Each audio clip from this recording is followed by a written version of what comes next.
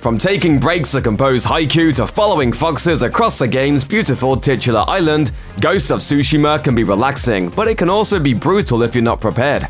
Grab that katana because we're gonna teach you the way of the samurai. Ghost of Tsushima is one of the rare games that makes the touchpad of the PlayStation DualShock 4 controller actually pretty useful. If you swipe left, you can take out and start playing your flute, which allows you to change the weather and is also just kinda pretty to listen to.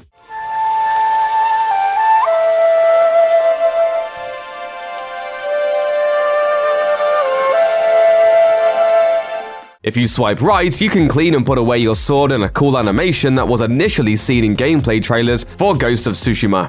While this little trick doesn't seem to have any gameplay implications, it makes you look pretty badass. If you swipe up, you'll summon the Guiding Wind, which will lead you where you need to go. You can use it to find a marked location and to get collectibles. If you swipe down, you'll bow, which is kind of a show of respect mechanic. But it also lets you unlock the Honor the Unseen trophy if you do it in front of hidden altars.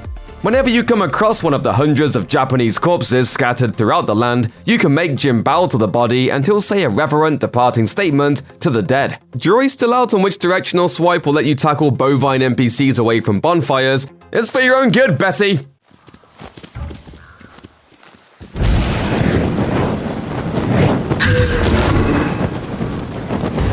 If you're going to survive in Ghost of Tsushima, you're going to need as much resolve as possible. And one way you can increase your resolve bar permanently is to find the 16 bamboo strikes located all over the map. Searching these out basically provides you with a quick and fun minigame that puts your reaction speeds to the test, with the results that you can use your resolve to heal faster and pull off special moves. First, you have to find them. You'll notice bamboo strikes are marked with a white banner on the map. Winning the extra resolve requires you to play a short minigame to strike down the bamboo stalks. You'll be presented with a combination of action buttons, and then you have to press them rapidly within the time allotted. Once you've done this 3 times with increasingly larger and more frustrating combinations, you'll get your reward.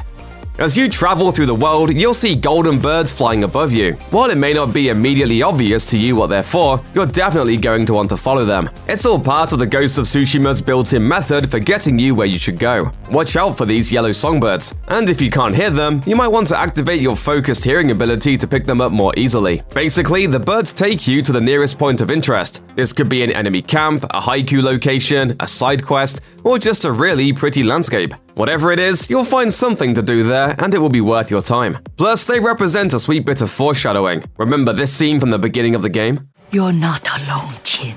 Your father is the wind at your back.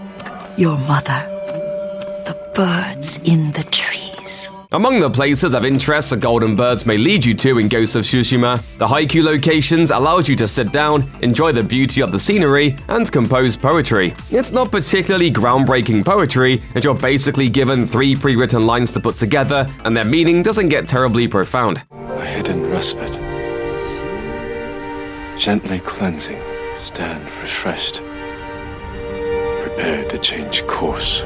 Still, this little activity can net you some rewards, such as headbands you can use to change and customize Jin's appearance, whether your haiku is good or not. Additionally, it gives you a moment's respite to recharge a bit if your last battle was overly tough. Now, that doesn't mean you'll get any extra healing or anything, but you will be able to fully immerse yourself within this atmospheric world, which is worth slowing down the pace a touch.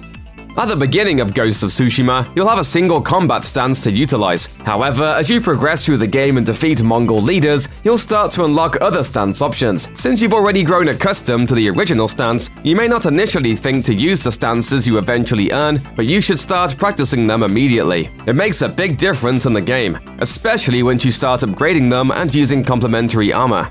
Don't just stick with one stance during the course of a battle. You should alternate between them all, and you should be changing it up as you go on the offense to take down your opponents, who appear to like traveling and attacking in groups. You see, each individual enemy requires a different stance to achieve the best results. Stone for swordsmen, water for shields, wind for spears and polearms, and moon for brutes. When you use these combat stances against their corresponding enemy type, you can definitely deal some major stagger damage that'll make it much easier for you to get in a life-ending combo.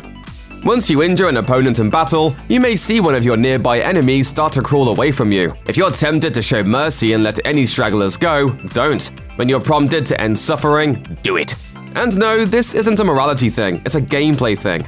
You'll get an extra resolve boost from ending their lives instead of letting them go. Grisly, huh?